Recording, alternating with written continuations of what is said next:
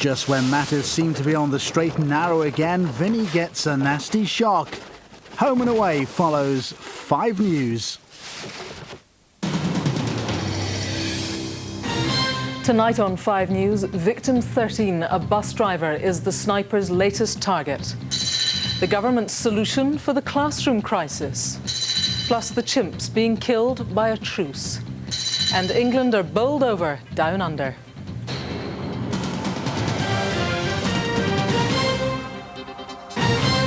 Good evening. In the hunt for the serial sniper, yesterday's breakthrough is today's crime scene.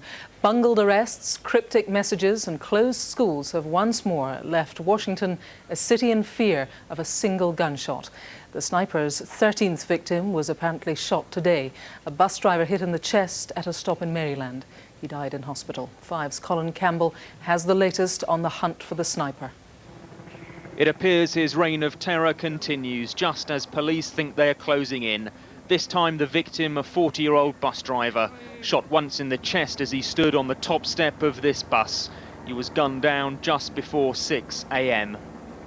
Task force is on the scene. K9 has been tracking. They are combing the woods, and obviously this may be similar, and we're investigating as if it is. Airlifted to hospital, the bus driver later died from his injuries. Within minutes, police set up widespread roadblocks, stopping and questioning drivers. It's believed the single shot was fired from the tree line behind this basketball court.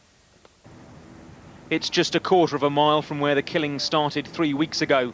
Police are now in communication with the killer. It follows the discovery of a handwritten letter at the scene of the 12th shooting. 3 pages long, it's described as poorly worded, bordering on broken English. Leaks about its content say the killer makes demands for money and directly threatens Washington schoolchildren. At the bottom, a phone number, believed to be a voice message retrieval box, which the police are now using. They're believed to have received 2 calls from the sniper. Yesterday, they directly appealed to him to call again. Officers are, however, refusing to elaborate, fearing they could compromise the investigation. Yesterday, they thought they'd caught the sniper after surrounding this white van. Its occupants were not, however, linked to the shootings. Claiming what's believed to be his 13th victim, the serial sniper continues to elude police. One step ahead, it now seems like he's toying with the authorities. Colin Campbell, 5 News. Now, kids go to school to be taught, right? Actually, they go to be supervised, and for a little over £5 an hour, the classroom equivalent of a babysitter is the government's big new proposal for making teachers' lives a little easier. But will hiring 50,000 more teaching assistants really relieve overworked, underpaid teachers? 5's Ben Scotchbrook went to Burton Green Primary School in York to try to find out. Class 3 at Burton Green Primary School in York were learning story writing skills today, as taught by Anne Jackson. She leads the lesson, but the assistance given by Lindsay Lifton and Nicola Drake is crucial, she says, giving extra attention and support where it's needed. There is, according to this teacher with over 25 years' experience, a balance between the 2 roles. But government proposals announced today could change all that.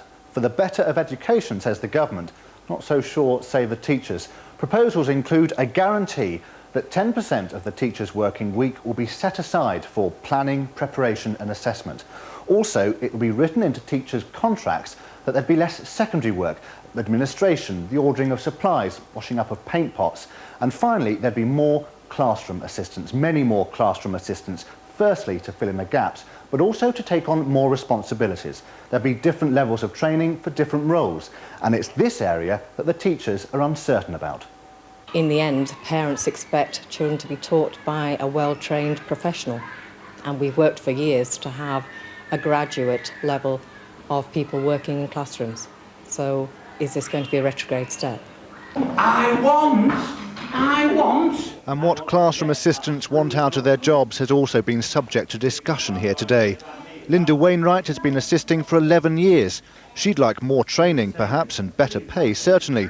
But not all assistants, she told me, want to take a more central role. Teaching assistants are quite happy taking groups of children and taking them out of the classroom and do teach those groups of children.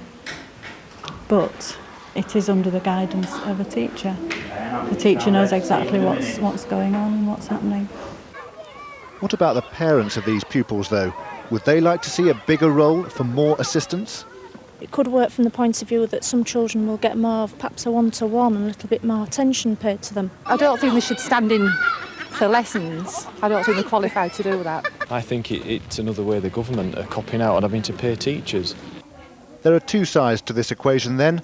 On one side, the government planning to establish a new trained professional grade of teaching assistant, allowing teachers more time to teach. But on the other, parents and professionals who at the moment aren't sure how the plans will add up. Ben Scotchbrook in York, 5 News. A controversial lottery grant for £340,000 has been approved, despite being initially blocked by the government.